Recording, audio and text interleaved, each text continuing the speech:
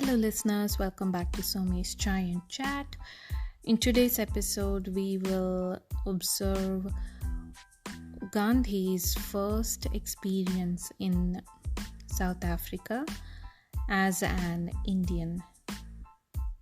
It is very interesting. Stay tuned.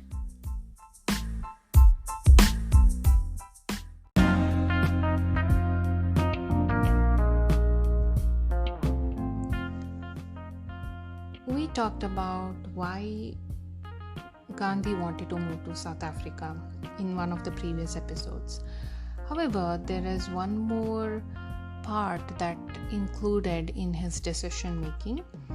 That was the financial aspect of it, of course.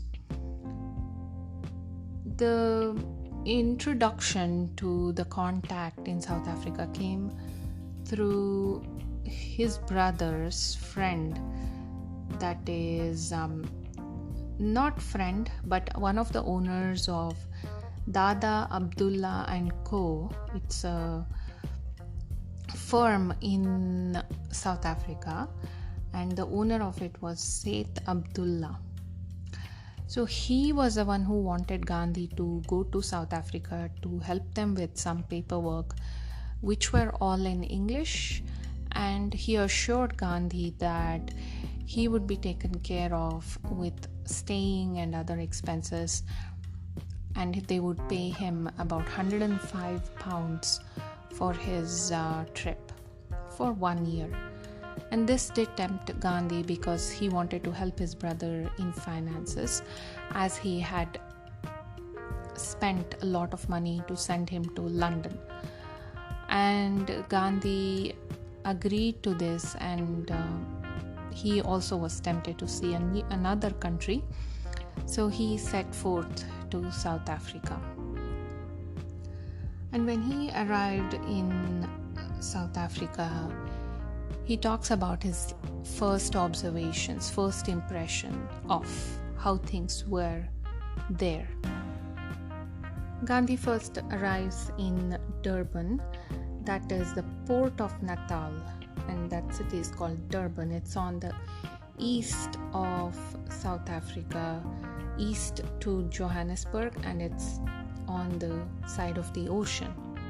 As soon as he arrived there, he couldn't stop but notice that Indians were not held with high respect in South Africa.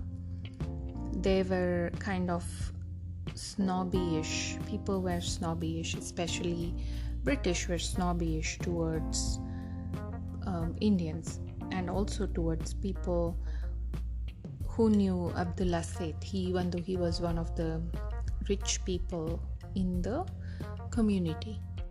When Gandhi arrived in South Africa, that is Durban, and when Seth Abdullah himself went to pick Gandhi up, they both had different impressions about each other.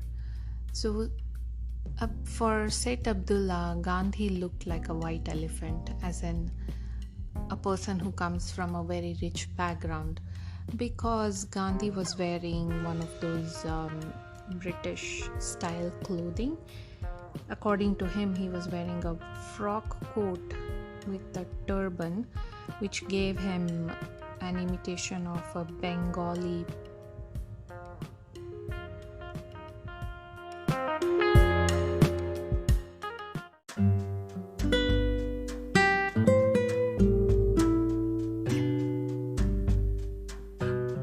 Although Seth Abdullah had reached out to Gandhi's brother, when he met Gandhi, when he saw Gandhi for the first time, noticing his dressing sense, he thought he was very expensive to maintain, like other Europeans over there.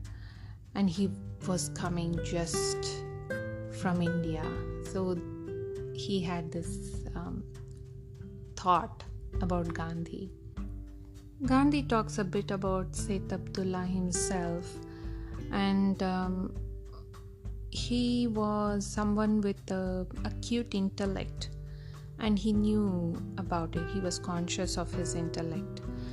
He also was very good with conversational English, which was just enough to manage talking to bank managers or European merchants, and but that's it. He wasn't really good at English, so that's why Gandhi was called to help him with those paperwork. And all the Indians who were living, who knew him in that area, held him in a very high esteem. He was also one of the richest people, Indians in that place, with one of the biggest Indian firms. And therefore, with that, Abdullah Seth was also suspicious of people, and including Gandhi. In the beginning, he was suspicious about him. After a few days of arrival in Durban, Abdullah Seth takes Gandhi to the court and introduces him to his lawyer there. He calls and when he starts having a conversation, the magistrate in that court requests Gandhi to take off his turban, and Gandhi refuses and leaves that place.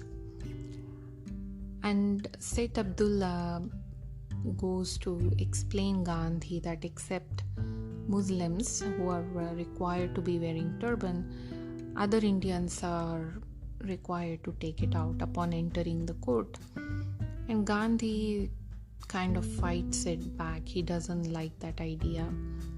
However, he respects Abdullah Seth and Islamic religion that he practices. He respects anybody following their faith. He doesn't have any problem with that.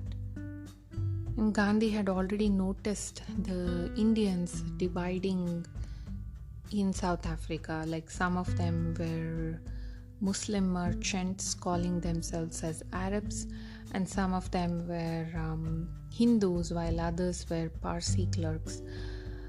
And Hindus were in a dilemma. They were neither belonged to the Arab group nor to the Parsi group, but they were somewhat in the middle situation, confused situation.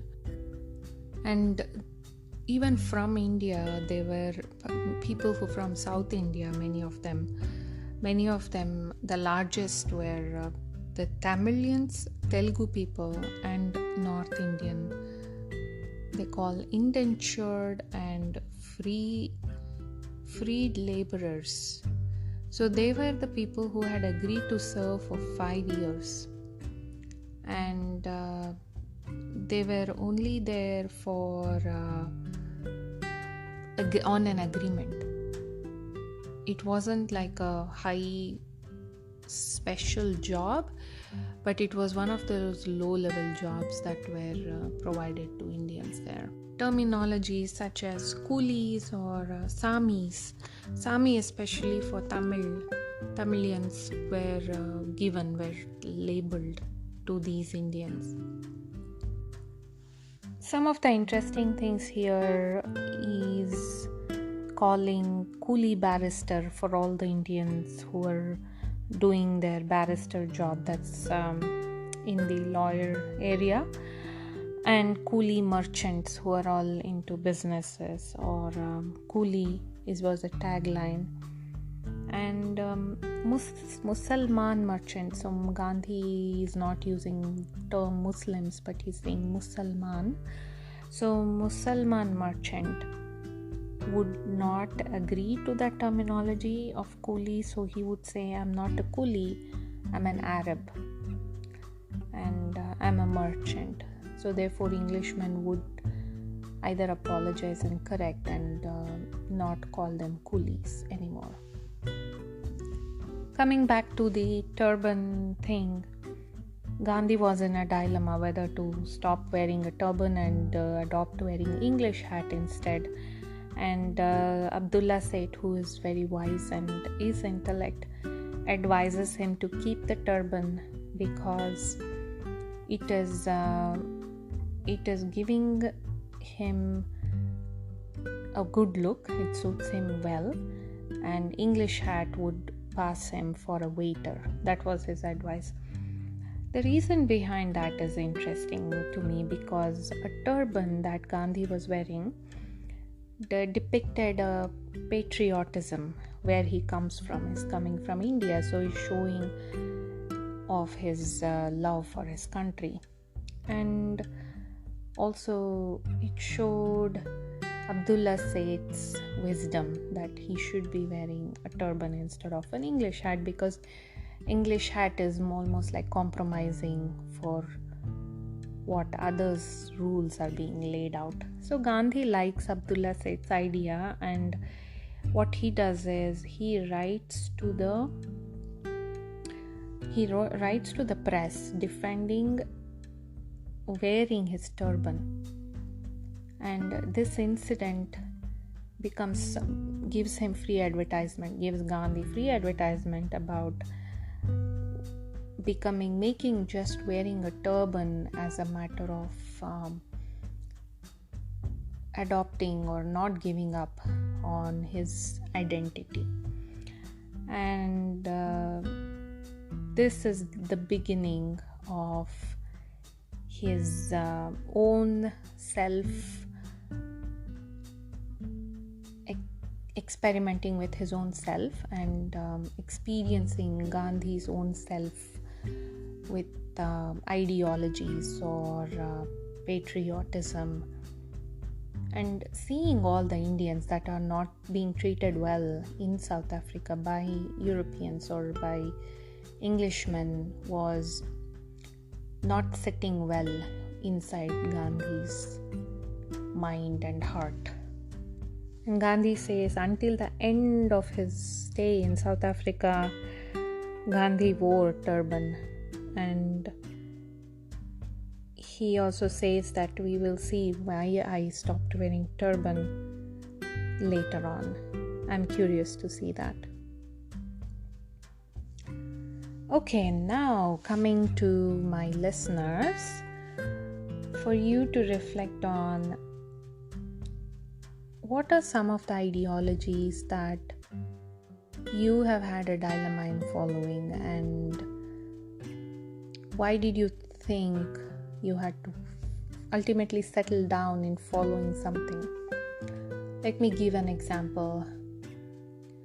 To me, it is... what is it? For me, it is more like protecting our planet. It's an ideology that I have always believed in and always saw examples of, and it's still, I cannot comprehend when I have to use a plastic bag when I go shopping. I can easily carry a bag of my own, or I can get a paper bag, or if it's not too many things, I can just carry in my hands. So that is one of the ideologies that has challenged me, and I have come back to it so many times. So what are some of your ideologies? Think about that, reflect on that, and we will see tomorrow again. Bye.